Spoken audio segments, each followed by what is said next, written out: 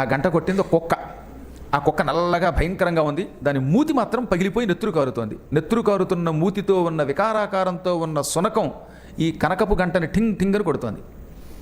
లక్ష్మణుడు తెల్లబోయి సునకానికి ఏం కష్టం వచ్చిందో దాని మూతి చూస్తే పగిలి నెత్తురు కారుతూనే ఉన్నది. కానీ దానికి వచ్చిన కష్టం ఏమిటో అడుగుదామంటే అది కుక్క కనుక భౌభౌ ఉంటుంది కానీ మాట్లాడలేదు. దీని కష్టం ఎలా తీర్చడం అనుకున్నట్ట లోపల అనుకుంటున్నట్టుగా పైకి అన్నాడు. అప్పుడు ఆ సునకం అంది, నీకు ఆ బెంగక్కర్లా, I can speak in Telugu also అంది. అనగానే ఆయన తెల్లబోయి నీకు మానవ భాష వచ్చా అంటే వచ్చండి అంది.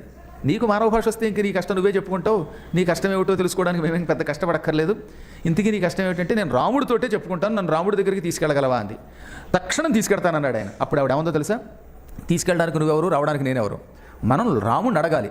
నేను కుక్క అనగా అధమ ప్రాణిని.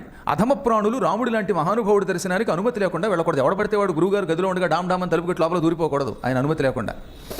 కాబట్టి జగద్గురువు అయిన రాముని దగ్గరికి వెళ్లే ముందు ఆయన అనుమతి తీసుకోవాలి. ఎందుకంటే రాముడి చుట్టూ అదృశ్య రూపంలో దిక్పాలకులు ఉంటారట. ఇంద్రుడు స్వయంగా కుక్కందండి ఆ మాట. కుక్కన్న మాట మానవులు మనం అర్థం చేసుకుంటే ఓహో కుక్కకున్న జ్ఞానం మానవులకు లేదా అనిపిస్తుంది అనమాట. రాముడి చుట్టూ ఇంద్రుడు, యముడు, నిరుతి, అగ్ని, కుబేరుడు, వరుణుడు, వాయువు, ఈశానుడు ఇత్యాది దిక్పాలకులు నిరంతరం అదృశ్య రూపాల్లో ఉంటారు. ఇంకా దివ్యశక్తులు ఎన్నో రాముణ్ణి సేవిస్తూ ఉంటాయి. అలాంటి శక్తులున్న చోటకి అధమ ప్రాణి అయిన కుక్క వెళ్ళకూడదు. మేము ఎముకలు నొక్కునేవాళ్ళం, అందువల్ల వెళ్ళకూడదు. నువ్వు ఒక్కసారి రాముడి దగ్గరికి వెళ్ళి కుక్కని లోపలికి ప్రవేశపెట్టమంటావా రామా అని అడుగు. రాముడు అంటే అప్పుడు నేను లోపలికి వస్తాను అనగా లక్ష్మణుడు లోపలికి వచ్చి రాముడికి చెప్పగానే రాముడు ఏ ప్రాణి అయినా సరే నా దృష్టిలో సమానమే, పంపే ఈ లోపలికి అన్నాడు ఆయన. అది రాముడి గొప్పతనం. వెంటనే కుక్కను తీసుకుని లోపలికి వచ్చాడు లక్ష్మణుడు. ఆ కుక్క రక్తం కారుతున్న ముట్టితోటి రాముడికి నమస్కరించి ఇది ఆ ముట్టిన నేలకి తగిలించి నమస్కరించింది. వెళ్ళి ఆయన పాదాలు ముట్టుకోలేదు. ప్రభు, నాకు ఒక కష్టం వచ్చింది, ఆ కష్టం చెప్పుకుంటాను, విని నాకు న్యాయం చెయ్యి. నేను ఇక్కడికి దగ్గరలోనే ఓ సత్రం దగ్గర ఉంటాను. ఆ సత్రం పక్కన ఓ బ్రాహ్మణ గృహం ఉంది. ఆ గృహంలో ఈ మధ్యన ఓ ముష్టేడు అడుగుపెట్టాడు, ఒక భిక్షుకుడు. వాడికి సర్వార్థ సిద్ధుడు అని పేరు. ఈ ముష్టివాడు ఏ కారణం లేకుండా హఠాత్తుగా తన చేతిలో ఉన్న కర్రతో నా ముట్టి పగలగొట్టేశాడు. నేనేమండి కరవలేదు, భవ్వని మొరగలేదు, కానీ అన్యాయంగా నా మూతిని కర్రతో కొట్టాడు. ఆ కర్రతో నా బుర్ర పగిలింది, నెత్తురు కారింది. అన్యాయంగా ఒక ప్రాణిని కొట్టడం, తిట్టడం, శిక్షించడం మహాపాపం. తప్పు చేస్తే కొట్టచ్చు. కుక్క కాటుకు చెప్పు దెబ్బని ఉంటుంది.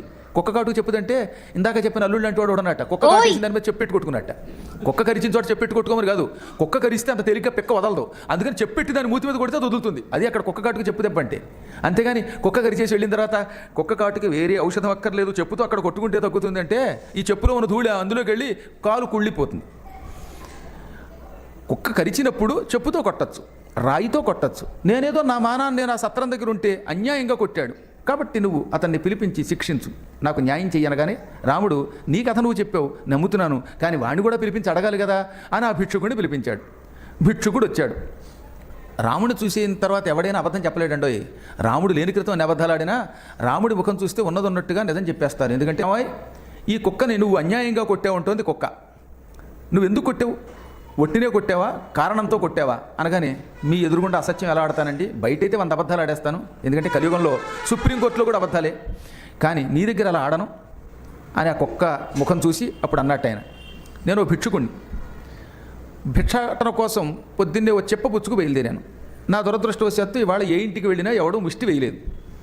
పో పో అన్నవాళ్ళు, హటో హటో అన్నవాళ్ళు, ఇంతలా ఉన్నావు పని చేసుకోలేవా అని తిట్టిన వాళ్ళు ఈ రోజంతా నాకు తగిలారు. దాంతో తిండి లేక భిక్ష లేక విసిగిపోయాను, అల్లాడిపోయాను. ఆ సమయంలో ఈ కుక్క ఎదురొచ్చింది. అసలే విసుగ్గా ఉన్నాను, కోపం నాకు ఎక్కువ, నాకు బాగా తెక్కెక్కువ. ఆ తెక్కతోటి ఈ కుక్కను చూడగానే వెనక ముందు చూడకుండా అన్యాయంగా దాని ముట్టి మీద కొట్టేశాను. అదేమీ నా దగ్గరికి రాలేదు, మొరగలేదు, కరవలేదు, దాని దారిని రోడ్డు మీద పోతుంది. నేను కేవలం కోపంతో కొట్టాను. దానికి గల కారణం నాకు ఇవాళ ముష్టి దొరకపోవటమే అన్నట్టు. ముష్టి దొరకలేదని అన్యాయంగా ఒక కుక్కను కొడతావా? ఏ ప్రాణినైనా అనవసరంగా కొట్టడం మహాపాపం, చంపడం. కుక్క నువ్వు ఎలాగో మాట్లాడగలవు కాబట్టి ఈ తీర్పు ఇచ్చే బాధ్యత నీ మీదే పెడుతున్నాను, ఆ తీర్పును వేరాయి అన్నట్ట దాన్ని పరీక్షించడానికి. అయితే నా మాట మన్నించు. ఇక్కడికి దగ్గరలో 5 మైళ్ళ దూరంలో కౌలంచెరము అని ఒక గ్రామం ఉన్నది. ఆ కౌలంచెర గ్రామంలో కొన్ని కోట్ల సంపద ఉన్న ఒక మఠం ఉన్నది. ఓ మఠం, ఓ దేవాలయం. ఆ దేవాలయానికి ట్రస్ట్ బోర్డులో డబ్బులు ఉంటాయి కదండి, ఫిక్స్డ్ డిపాజిట్లు. ఆ రోజుల్లో 5,000 కోట్ల బంగారం ఉందిట ఆ ట్రస్ట్ బోర్డులో. ఆ దేవాలయం ట్రస్ట్ బోర్డుకి 5,000 కోట్ల నిధి ఉంది. ఆ నిధికి వీడిని చైర్మన్ చేసే ట్రస్ట్ బోర్డు చైర్మన్ని. కుక్క అన్నమాట విన్నారుగా మీరు. ఆ ఎండోన్మెంట్స్ డిపార్ట్మెంట్ చేతిలో ఉన్నటువంటి ఒక ఆలయం ఉంది. ఆలయం యొక్క నిర్వాహక బృందానికి వీడిని అధ్యక్షుడిని చెయ్యి, మఠాధిపతిని చెయ్యి అనగా ఈ ముష్టాడు తలబోయాడు. ఎందుకంటే 5,000 కోట్ల బంగారు నాణ్యాలు ఉన్న నిధి ఉన్నటువంటి మఠం అండి అది. ఆ మఠానికి అధ్యక్షుడు అయ్యాడంటే వాడికి ఎన్ని భోగాలు అనుకుంటున్నారు, వాడిని పల్లకీలో తీసుకెడతారు వీరికి. అటువంటి దానికి చైర్మన్ అవ్వాలని కలలు కంటారు. అటువంటిది కుక్క దానికి అధ్యక్షుడు చేయమనగానే ఆయన కుక్కవి కాదే నా పాలిటి బంగారు అక్కవే బాబు అని దానికి దండం పెట్టాట. వెంటనే రాముడు ఆజ్ఞని అమలు చేయమన్నాడు. ఓ పల్లకి పట్టుకొచ్చారు, అందులో పెట్టుకోండి ఓహోని మోసుకుపోయారు. వాడు ఆనందంతో రాముడికి కుక్కకి దండం పెట్టుకుంటూ వెళ్ళిపోయాట. ఇప్పుడు ఈ జనాలు తెల్లబోయి కుక్క మూతి పగలగొట్టడం ఏమిటి, ఆ కుక్క ఏదో తీర్పు చెప్పడం ఏమిటి, రాముడు అమలు చేయడం ఏమిటి, రేపటి నుంచి జనాలంతా లేనిపోని పాపాలు చేయరా, ఇలా కనిపించినవాడు బాధేరా, బాధేసిన వాడికల్లా పీఠాధిపత్యం వస్తుందేమో అనుకుంటారు కదా, ఇదేం తీర్పు రామా అనగా తీర్పులు మేమేం తొందరపడేమో, ఆ ఇచ్చిన కుక్కనే అడగండి అన్నట్టు నవ్వుతూ ఆయన. అప్పుడు అందరూ కుక్కరావు గారికి తిరిగారు. ప్రొఫెసర్ సునకారావు ఈయన కూడా కొంచెంకాలం ప్రొఫెసర్గా ఉన్నారులేండి.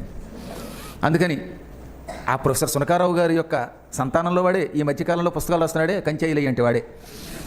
నాయన సునకారావు ఏమిటి ఈ తీర్పుని అడగ్గా, ఏం చెప్పమంటారండి, అసలు రహస్యం చెబుతాను వినండి. ఇంత పూర్వం ఒక 5-6 జన్మల క్రితం ఆ మఠానికి నేనే అధ్యక్షుడండి, నా ఫ్లాష్ బ్యాక్లో నేనే అధ్యక్షుడండి అని చెప్పేట సుస్పష్టంగా. ఆ మఠాధిపతిని నేను ఆ మఠాధిపతిగా ఉన్నప్పుడు ఎంతో ధర్మంగా ఉన్నా, కొంతకాలం పోయాక దుర్బుద్ధి పుట్టి అందులో ఉన్న లడ్డూలు ఇంటికి పంపించి మా వాళ్ళకి పెట్టడం, అందులో ఉన్న చక్కెర పొంగలంతా నేను తినేయడం, అందులో ఉన్న డబ్బులు కొంత వాడుకోవడం చేశాను. ఎంత జాగ్రత్తగా ఉన్నా కొంచెం మాఠాధిపత్యం వహించి ఆ డబ్బు తిన్న పాపానికి కుక్కని పుట్టానన్నాడు ఆయన. దీన్ని బట్టి ఆలోచించండి. మహానుభావుల పేరు చెప్పి డబ్బులు సంపాదించి ఆ డబ్బులు సొంతానికి మనం వాడుకున్నామంటే అది అంతం అయిపోతుంది, ఎక్కడ అది ఉపయోగపడదు. దేవుడు సొమ్ము వాడుకునే అధికారం అర్చకునికి పురోహితునికి తప్ప ఆ ట్రస్ట్ బోర్డులో ఉన్నవాడికి పొరపాటు లేదు. ఈ కథ ఈ దేవాదాయ ధర్మాదాయ శాఖ అనే పేరుతున్న అదేవాదాయ అధర్మాదాయ శాఖ వాళ్ళకి వినిపించండి. వాళ్ళకి తెలియక పెద్ద పెద్ద ఆలయాలకి ట్రస్ట్ బోర్డు చైర్మన్లు అవ్వడం కోసం నానాయాత్ర పడిపోతున్నారు. చైర్మన్ పదవి అంటే అదేదో వెలగబెట్టడం అనుకుంటున్నారు. అక్కడ గనక పిచ్చి పనులు చేస్తే, లడ్డూలు ఎక్కువ తింటే, చక్కెర పొంగలి బాగా రోజు ఎళ్ళకి పట్టుకుపోతే, అక్కడ నుంచి కట్టు పొంగలి సాంబార్లు ఈ అన్నాలు పట్టుకుపోతే, టిక్కెట్లు ఫ్రీగా ఇచ్చి దాంతో డబ్బు సంపాదిస్తే రాబోయే కాలంలో 1000 జన్మలు ఒక్కొక్కడు కుక్క జన్మెత్తుతాడు ఆ వంశమంతా. అంతే అన్యాయంగా నా మూతి పగలగొట్టాడు అంటే వీడికి పాపపు లక్షణాలు ఎక్కువ.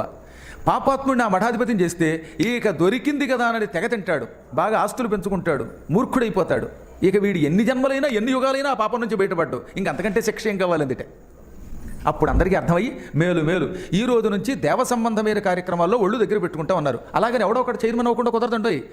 అందువల్ల నేను చెప్పొచ్చేది ఏమిటంటే, అసలు ఇక ఆ పదవి వద్దు అనకండి, పదవిని స్వీకరించండి. ఆ పదవితోటి దేవాలయాన్ని అందులో ఉన్న వ్యవస్థని అభివృద్ధి చెయ్యాలి, సొంతమునకు వాడుకొని. తద్వారా మనం భ్రష్టులం కాకూడదు.